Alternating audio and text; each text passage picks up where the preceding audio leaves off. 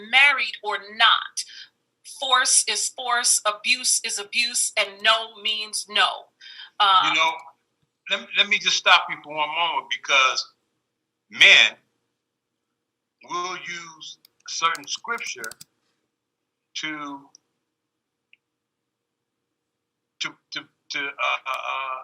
blur those boundaries.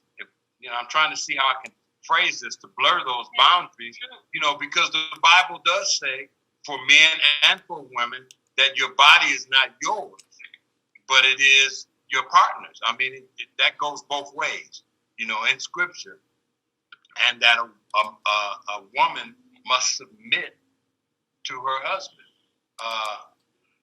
And I, even in counseling, premarital and postmarital, I've even heard the term of having, and I'm trying to bring it back up, being a willing participant. Being a willing participant, even if you're not, and that could work both ways. If you're not interested at the time, being available to be a willing participant. So, talking about blurring those lines, and so what is, you said it's consent. So how does that scripture apply? If I'm a man and I'm saying, well, the Bible say that your body don't belong to you, but it belongs to me. Well, then I would respond, and because this is how I work with my couples, we start with the fundamentals. You love your wife as Christ loves the church.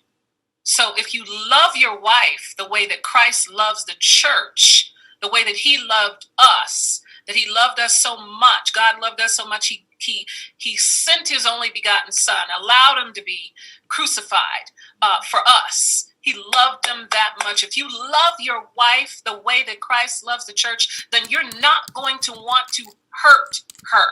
You're not going to want to take advantage and abuse her and force her because of your own physical needs to engage in something or engage in sex that is unbecoming to her in a particular time. Then the flip side of that, what I'm saying to my wives is, your husband's nature. He's a man, and a man's sexual nature is much more active most of the time and demanding than it is of a woman.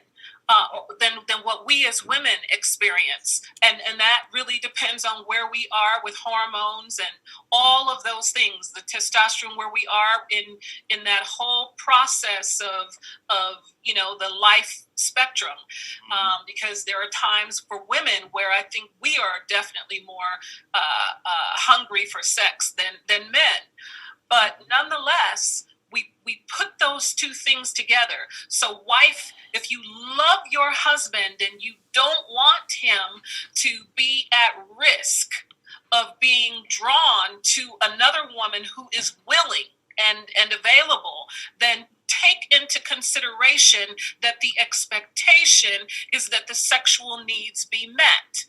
So you put those two things together, that husband, love your wife, be honorable of her, be respectful of her, and wife, be considerate of what his needs are. And that's that part in that premarital counseling that's really critical. Know what you're signing up for. If you know you don't like sex, if you know you're not going to want to have sex, you know you're not going to want to please your man, then you might want to rethink getting married, particularly if that is not who your husband is. Now, if your husband is fine with that, because maybe, he has some things going on with his libido that makes that okay. You never know where people are. We have to meet people right where they are. So people have to be upfront and have those frank, transparent conversations. But if you've signed up for this, then come on, sis, let's talk about why you're not attracted, or what's interrupting or compromising your ability to respond to your husband, to be aroused. Maybe there needs to be some work done there, because that's that part of when you're bringing in damaged people, Maybe there are situations where that past trauma of sexual abuse or other hurt has not been dealt with, which then makes it difficult for this person to be a willing participant or to enjoy the sex. If they don't enjoy it, why aren't you enjoying it? What's getting in the way of that? Process that, talk about that, be open to working with one another so that they can both have pleasure, because both people should be enjoying that. It's not about just one person enjoying that. That is not what God intended. I don't believe that that's what God intended. So that goes back to the question you asked earlier about part of what contributes to the high divorce rate. That sex is right up there in the top three. Finances, sex, communication. Those things are right up there in that top three category of what damages and erodes marriages. And as Christians, a lot of times we are scared to talk about sex. We don't even want to say the word.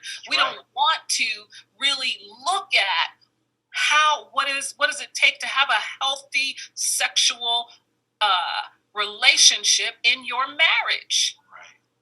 And so when husbands or wives or even both are using pornography as a stimulant or as an alternative, because I've heard excuses, since my wife won't have sex with me and I don't want to go out and commit adultery, I'm using pornography as an alternative. Pornography is not an appropriate alternative. It's a setup, because then you're going to get all caught up, because now your arousal and what turns you on is attached to what you're seeing through this deviant theme, of people who are just acting and engaging with no relationship, which has nothing to do with what God intended for us. And now you want to come back and you expect your wife to perform like the person in the movie or on the video